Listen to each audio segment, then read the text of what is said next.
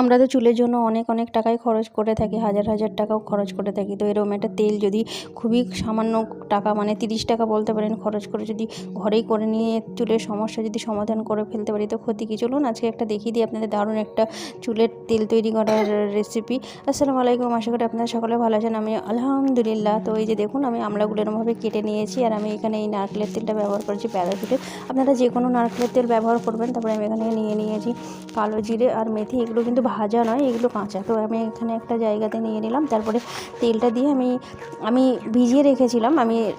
এটা আমি সন্ধ্যাবেলায় প্রসেসটা করেছিলাম ভিজিয়ে রেখে, তারপরের দিন আমি এইটা জাল করেছিলাম। তো আপনারা চাইলে সঙ্গে সঙ্গেই দিয়ে করতে পারেন। আমি ভিজিয়েছিলাম কেন, মেথিগুলো আর কালো জিরেগুলো যেন একটু তেলটা যেন একটু ভেজে, সেই জন্যই ভিজিয়ে রেখেছিলাম, আর কিছুই না। তো চলুন দেখুন, আমি বলছি তারপরে আগের প্রসেসগুলো।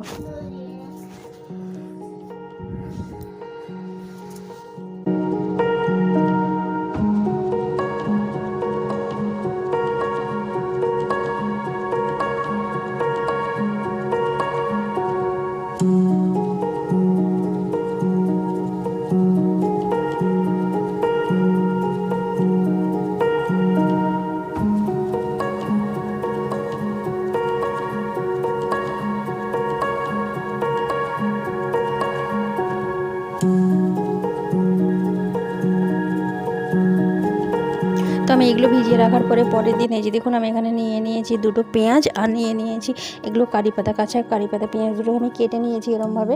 তারপরে কারি পাতাগুলো এই যে আমি এটা গ্যাসের উপরে দিয়ে কারি পাতা এটা দিয়ে দিলাম পেঁয়াজটা, তারপরে আমি এখানে দিয়ে দিলাম কারি পাতাগুলো।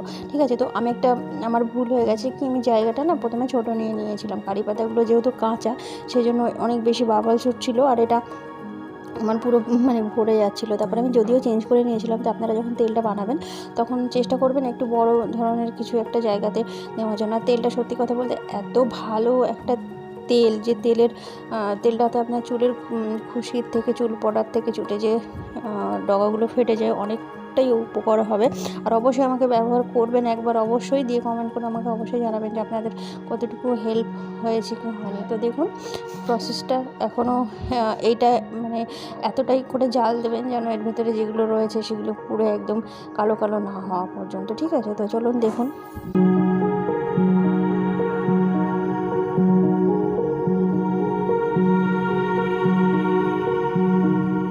এই যে দেখুন, দেখতে পাচ্ছেন আমার এগুলো পুরো সব কিছু পুরো কালো কালো হয়ে গেছে, পাতাগুলো হয়ে গেছে। তারপরে যেগুলো পেঁয়াজ আর যেগুলো সব ছিল সবগুলো একদম তেলের সঙ্গে পুরো একসাথে হয়ে মিশে গেছে আর কি, কালো হয়ে যায়। এদের রস ছিল সব তেলের মধ্যে, ভালো ভালো গুণগুলো সব তেলের মধ্যে চলে গেছে। তো সুপার একটা তেল আমার রেডি হয়ে গেছে মোটামুটি। এখনও পুরো কাজ কমপ্লিট হয়নি। তো চলুন দেখতে থাকুন।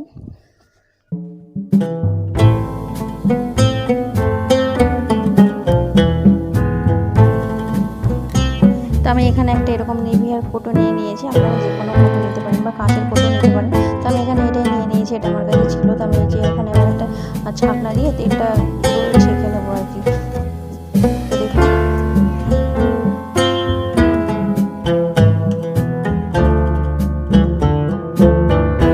আজকের ভিডিওটা যদি আপনাদের ভালো লেগে থাকে তাহলে অবশ্যই প্লিজ লাইক করবেন, শেয়ার করবেন, একটা কমেন্ট করে জানাবেন। এই যে দেখুন তেলটা হয়ে গেছে।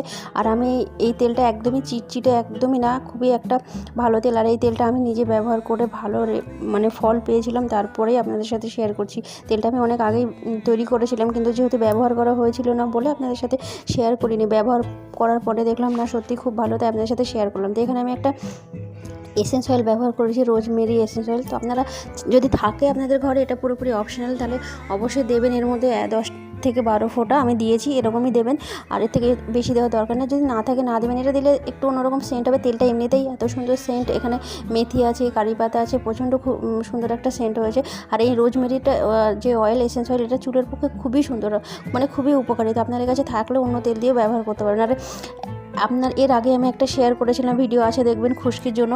তো ওই ভিডিওটা দেখে অনেকেই উপকার পেয়েছে, আমাকে জানিয়েছে।